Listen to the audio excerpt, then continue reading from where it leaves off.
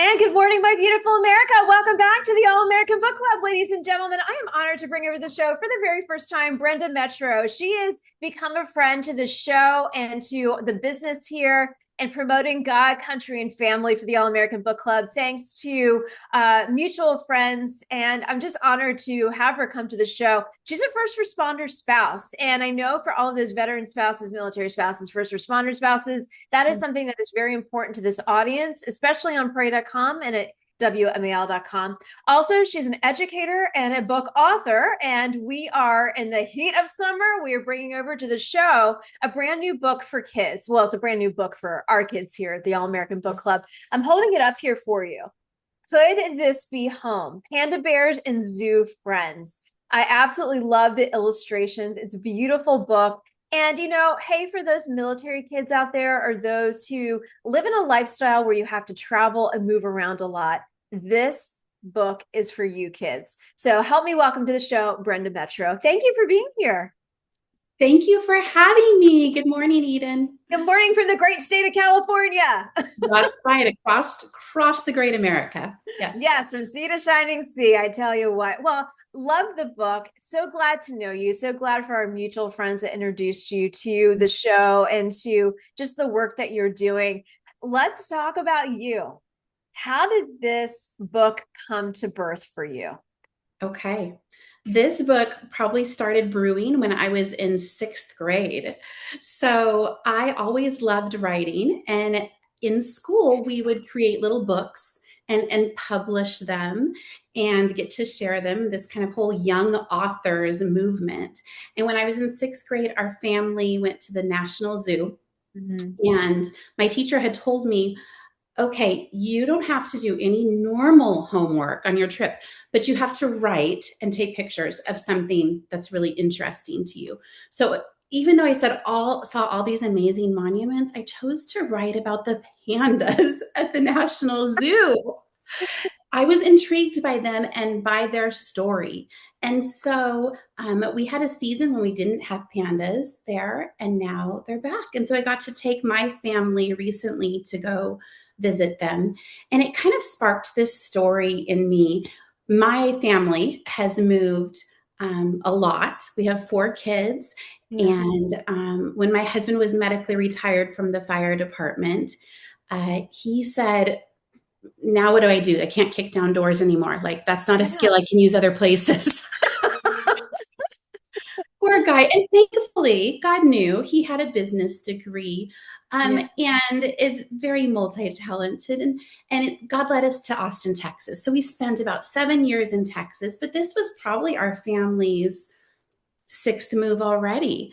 And with 4 kids, man, that is just tough. Everybody's emotions are different. Their fears, their excitement, they're all over the place. Yeah. And it took me from learning the story of the pandas travel from China, right? On this amazing, I think it was a FedEx plane called the Panda Express, right? I love it. The kids love that when we talk about it at school. And it took me from there, hearing their story and weaving our story and putting them together. Because, as a teacher, when we see that there is a hole, that there's a need, because I strongly believe books can really help us process things. Yes, they can. So when there's a need, it was just the right timing. I saw there was a need for kids. I had an amazing friend who's a young illustrator who has a military background. She has lived more places than I can count, moving with her family. So she really felt this and understood it. Yeah. And was willing to take on this adventure with me. And so we birthed this book together, taking our story of my family, the panda story, and then her beautiful illustrations that I think she really captures some of the emotions and the feelings of what it's like, because she really understands it. Well, I mean, being a military kid, I mean, you move depending on PCS season, you move every 3 years, sometimes it's a little less, sometimes you have the opportunity, you can stay in a location for quite a while. But Right. there's I see different veteran service organizations featuring for these kids something that they can hold on to that Yes, is their companion, and not that's not a phone, not a tablet, but whether it's a teddy bear or whether it's a book or something of comfort that is going to be with them from duty station to duty station, so they feel like they are still at home, something that is a meaning of home. that's And right. that's what I love about your book. Talk to us about the characters and Okay. basically the characters of the pandas and what it was like for them. And then I also want to follow up with, let's talk about the San Diego Zoo as well. hmm So the two characters, we've got a male and a female panda, and Bing loves his home. I mean, he splashes in the waterfalls. He has this favorite tree that he rests in, which is crazy because pandas really do climb these trees and sleep there.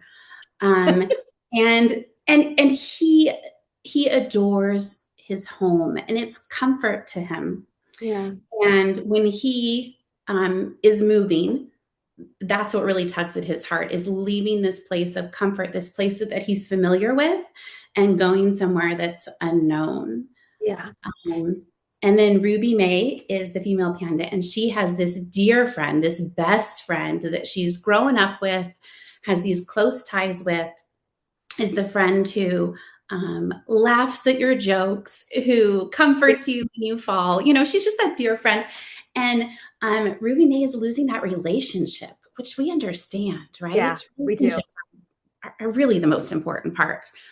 And so she's that tearing apart of that relationship. And so they both go on this parallel journey where they end up at the zoo, Yeah. um, and in the same enclosure. And so Ruby May has this kind of outgoing, excited personality, and she does things like she sees this big hill and she goes rolling down it because she wants to explore. Um, Yeah. Whereas Bing is super tentative and kind of shy at first and just wants Yes. comforts of things like, do they have bamboo to eat? Because Yeah. that's my food. That's all I Yeah. want. I just want my comfort from home. Um, and I know families who move, especially internationally, but really Yep. even just across the country, they feel those things. Yes. You know, whether it's they don't serve the food here that I'm used to, Yep. mhm, or I don't have that special, place in my yard or place in my home that feels Safe. comfortable for me, Yep. safe. It really, for kids, a lot of it is about safety. But the message that I want the story to bring back, especially for families, is just that home is not a place. Yeah. Home is your people. Home is your Yeah. wherever you are with your family. Home is your people. Mm. And Well, with your loving family member, we come from a family that has adoption as part of our family, so it, mm. families are made differently, Yes. but um, I right, love that. however that family is made, whoever Yes. the person is that's your family, Yeah. that's really your safety, that's your comfort. And just to add to that, we know that God is with us wherever we go. Yes. And so Yes. when we add that piece, then kids can have that feeling of safety, and that feeling of comfort that they look for, that they feel secure in. What's the age group for this book, for reading this book? Yeah, I would say it's about 3 to 8. Okay. So we're looking at like our younger elementary and kind of coming into Mhm. elementary school. So Mhm. let me ask you this. We didn't talk about this before, but I think you can zero in on this with me. We see, I see conflicting reports daily from the news cycle and just in my research where literacy is higher than it's ever been before. And then I just saw a news article this morning talking about how we're a more literate society than ever before. And I sat there and thought, there's conflicting reports on that, but you having been in the school system and you being an elementary school teacher, what would be a call to action for the families that are tuning in regards to reading to your children, getting them in front of books, getting them away from tablets, getting them away from the electronics, getting them to the library? What are, Right. I'm making all these calls to action, but what would you say to them coming from your background? Yeah, the most recent report from the National Assessment of Education Progress is telling us that 7 out of 10 fourth graders are not testing as proficient in their reading benchmark. Hmm. Eh, That is That's, low. That is yeah, low for us. It's the lowest that it's been in a really long time. And third and fourth grade are those places where we go from learning to read to reading to learn. And so right. when the kids do not have solid foundations at that point, then every other subject is more difficult, right? We need that reading to be able to learn. So starting young with Yeah. their oral language, where they're learning vocabulary, with their sound awareness, things like rhyming and working on beginning sounds at home, print awareness, and that just happens with your book. When we do print awareness, we're just saying, okay, we're saying that these symbols make words, Mhm. and these words Yeah. make images, and these images that we're coming up with have ideas, and then just things like reading left to right and letting them experience the pages and even showing them, oh, as you point, that word means this. The early literacy that we can do with kids at home, all these experiences with books, even just having a lot of books around where Yeah. they can just pick it up and look for a little bit. Oh, maybe I'm interested in this or interested in that. This is what makes them ready to learn. Oh my, Hmm. I cannot encourage anything more than reading out loud to your children and giving them the gift of having books in your home. Mm. Library books are awesome because whatever they're excited, enthused about at the moment, they Yeah. can find lots of things on it, right? That kid Yeah. who loves the dinosaurs, he he can dig deep into that. Right, right. No, thank you for sharing that because, state by state, numbers are always different, but it Yes. just seems collectively to me. I did an interview the other day, and it was at the highest levels of education as people are graduating from high school, going to college, and the conversation turned to cursive, that this generation doesn't even know how to write cursive nor read cursive. Right. And Right. I was baffled by that because I had written a note to my godson who just graduated from high school in cursive. And he apologetically and embarrassingly, and I had no idea. He said, I can't read this because we were never taught. And then a room of 20 some people said, yeah, they stopped teaching them the aspects of cursive. And I'm understanding that they're bringing it back. Do you know if that's accurate? So I work at a small school in Southern California, a private school. We teach cursive. We never stopped. You never Um, stopped. we never stopped. But part of that is there's a lot of brain research that says these motions, Uh-huh. not the point and swipe motion, very different, but the Yes. motions of writing from their brain to this writing, this attached letters is really important to their development. And so that's a huge reason why we have kept teaching it. Now, I have heard the same thing, but I think it's probably going to be state to state. And how Okay. long it takes to implement that is, we'll have to wait and see. So let me ask you about this, the COVID generation. Mm, What have you seen since that time period? And it's crazy to think it's been 6 years, but we're yes. still living in that COVID mentality in a lot of different aspects of our culture. Yeah. Our last set of COVID babies graduated kindergarten this last year. And I had parents who would come to me and say, I'm not sure how they're going to do. They've never been in any kind of a group social situation. Right. Where a lot of our kids, they went to church nursery or preschool, or they went to gymnastics classes with other little friends and play groups. But a lot of these kids missed out on that. And for the little ones, a lot of it is the social development. If their parents weren't really working hard to develop that with them and engage in that way, that was hard for them. But man, our older kids, some of the people I teach with, we notice gaps. We notice gaps in their learning from those COVID times where Mhm. they would show up or not show up, or however that went with their school system, and their foundation's shaky.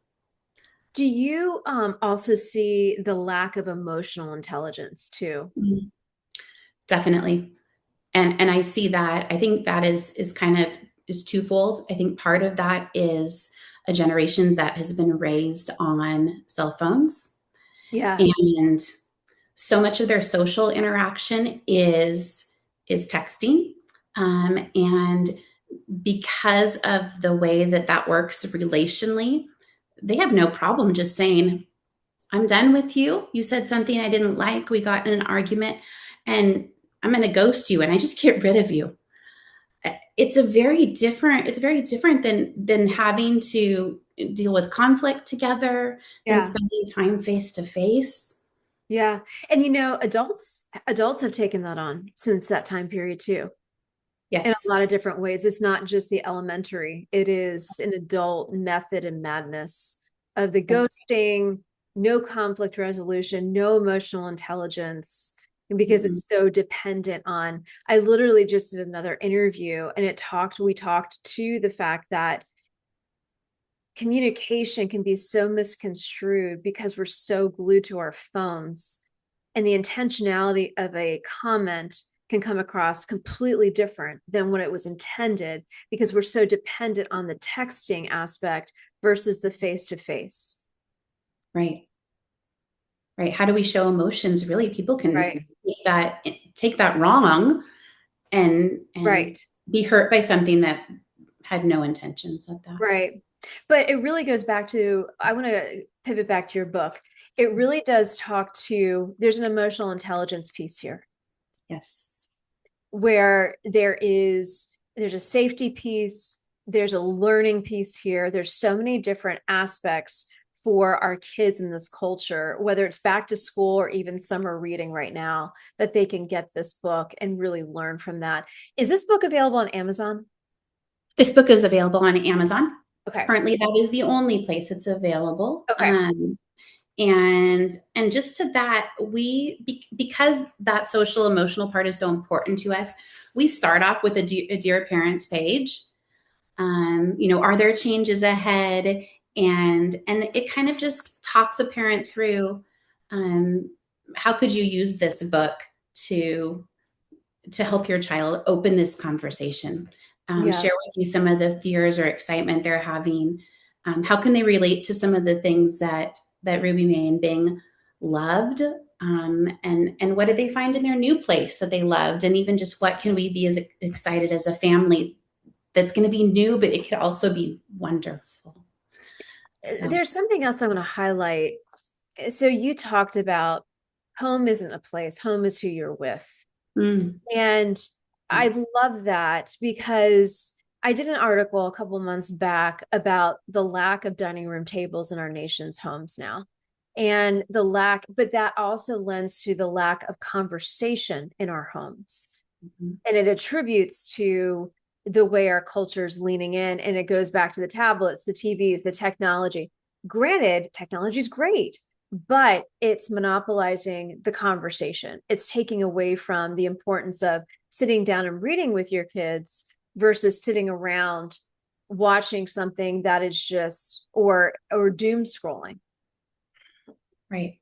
And Mm, so, I really appreciate the fact that you said that home is who you're with. But when mhm. we're who we're with, are we, the call to action I would say for this interview is, are we engaging with who we're with, or are we doing the doom scroll? Uh, That's right.